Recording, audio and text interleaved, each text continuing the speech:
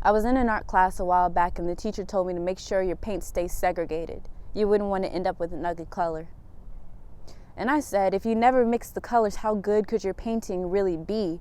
But kids, please make sure that your number 2 pencils and paintbrushes point in the right direction, because at the wrong angle, they tend to really look like a gun. See, what they try to tell you is, it's your fault.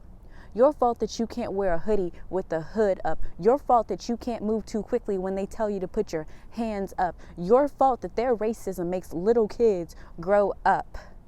But babies don't belong in graves.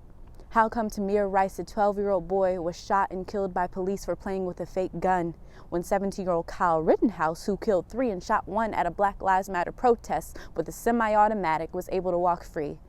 How come Carolyn Bryant, the lady who told on Emmett Till, got to live to be in her 80s and write a book of deathbed confessions when he didn't even live to see 16 and drive a car? Babies don't belong in graves.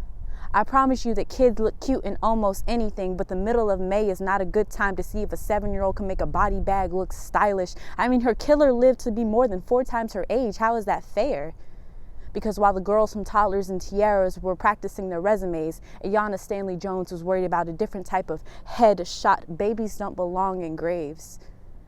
Bet you didn't even know that Black children are 6 times more likely to be shot by police than their white peers. But I also bet there's a lot of things you decided not to know about Black children, and that's why we're here. I know the white people who threw rocks at Ruby Bridges are afraid of schools teaching their grandchildren about what they did, but at the time that they gathered in front of Ruby at her new school, I guess it didn't matter that she was just a kid. Don't you see?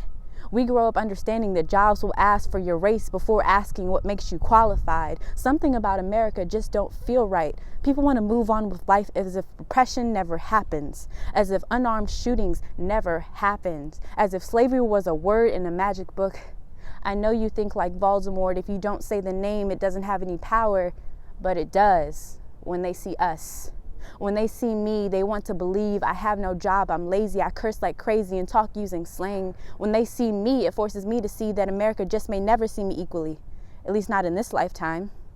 Growing up as one part too dark and all but not white enough, why y'all think they ask for your race when you apply for college or take the SAT? The same reason they ask for pictures when you apply for scholarships. And now that the hype from summer 2020 has died down, all y'all Twitter activists got real quiet. Seems like the only time Black Lives matters to you when it's a riot, because that's when y'all can depict us as violent, because subconsciously that's all you ever wanted to see. I mean, let's be honest, Kamala Harris was the Black woman the whole election until she actually won, and everyone was quick to retract their statements, because to some people it can be hard to believe in a Black person achieving greatness unless it's behind the doubt of your racist placements. I know you think this poem has gotten real long, but I'm going to ask you to remain patient, because unlike the oppression of brown people, this poem is almost over. So I didn't listen to my art teacher, and I mixed all the paints I could find. And together they made black, a beautiful color.